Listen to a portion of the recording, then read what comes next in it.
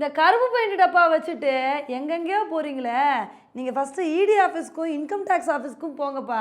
இப்படி தாங்க திமுகவினருக்கு பாஜக தலைவர் அண்ணாமலை அவர்கள் ஒரு அட்வைஸை வந்து கொடுத்துருக்காரு. இன்றைக்கி நம்ம வீடியோவில் இதை பற்றி தான் வந்து பார்க்க போகிறோம். இப்போ தமிழக அரசியலில் மும்மொழி கல்விக் கொள்கை பிரச்சனை தான் பெரிய பிரச்சனையாக வந்து போய்கிட்டு இருக்கு. இந்த மும்மொழி கல்விக் கொள்கையை வந்து நாங்கள் எதிர்ப்போம் அப்படின்னு திமுகவினர் ஒரு சில விஷயத்தை வந்து பண்ணிகிட்டு இருக்காங்க. என்னென்னா, பெயர் பலகையில் போய் ஹிந்தியில் எழுதியிருக்கிற பேரை வந்து அழிக்கிறது, அதுக்கப்புறம் போஸ்ட் ஆஃபீஸில் போய் ஹிந்தியில் எழுதியிருக்கிற பேரை அழிக்கிறது அப்படின்னு, நாங்கள் வந்து ஹிந்தியை அழிப்போம் அப்படின்னு இது மாதிரி ஒரு சில வேலைகளை வந்து பண்ணிகிட்டு இருக்காங்க. இப்போ இதுக்கு தான் அண்ணாமலை அவர்கள் என்ன சொல்லியிருக்காரு அப்படின்னா, ஏன்பா பெயிண்ட் டப்பா வச்சுட்டு ரயில்வே ஸ்டேஷனு போஸ்ட் ஆஃபீஸுன்னு எங்கெங்கேயோ போகிறீங்களே, நீங்கள் ஃபஸ்ட்டு இந்த கருப்பு பெயிண்ட் டப்பா வச்சுட்டு எங்கே தெரியுமா போகணும்?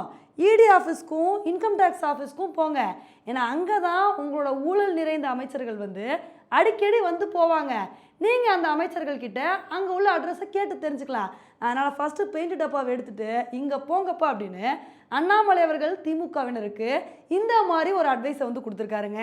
இப்போ இதுக்கு தான் அண்ணாமலையோட ஆதரவாளர்கள் என்ன மாதிரி கருத்துக்களை பதிவு பண்ணுறாங்க அப்படின்னா, பார்த்தீங்களா உங்களை எப்படி கிண்டல் பண்ணி விட்டார் பார்த்தீங்களா, நீங்கள் என்னமோ ஹிந்தியை அழிப்போம் ஹிந்தியை ஒழிப்போம்னு சொல்லி இப்படி மாற்றி மாற்றி எல்லா இடத்துக்கும் போயிட்டு இருந்தீங்க.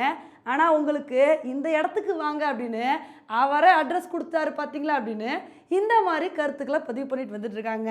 இது மட்டும் இல்லாமல் அண்ணாமலை அவர்கள் வந்து திமுகவை பயங்கரமாக விமர்சனம் பண்ணிட்டு இருக்காரு. இப்போ திமுக வந்து இந்த மும்மொழி கல்விக் கொள்கை பிரச்சனையில் நல்லா கேம் ஆடுறாங்க. அவங்க குடும்பத்தை சேர்ந்த பிள்ளைங்களை மட்டும் நல்ல தரமான ஸ்கூல்ஸில் மும்மொழி கல்வியை ஃபாலோ பண்ணுற பெரிய பெரிய சிபிஎஸ்சி ஸ்கூல்ஸில் வந்து சேர்க்குறாங்க. இதே சாதாரண ஏழை எளிய மாணவர்கள் வந்து அரசு பள்ளியில் 3 லாங்குவேஜ் படிக்கக்கூடாதுன்னு நினைக்கிறாங்க. இது என்ன நியாயம்?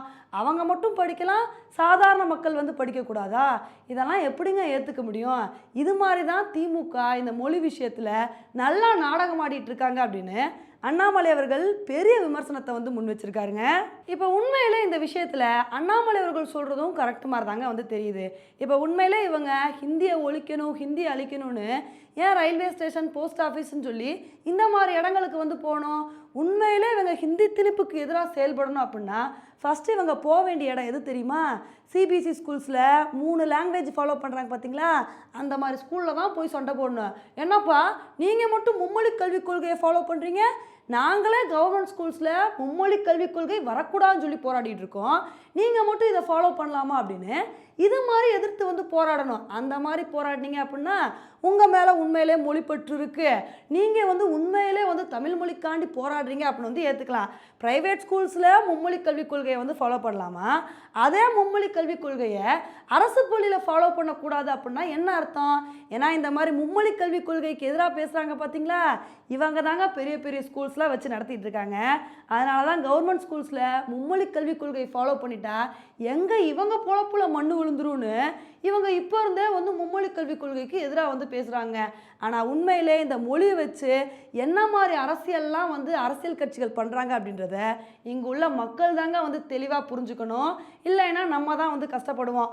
ஓகே ஃப்ரெண்ட்ஸ், இந்த ஒரு விஷயத்தை பற்றி நீங்கள் என்ன நினைக்கிறீங்க அப்படின்றத என்னோட கமெண்ட் செக்ஷனில் வந்து போடுங்க.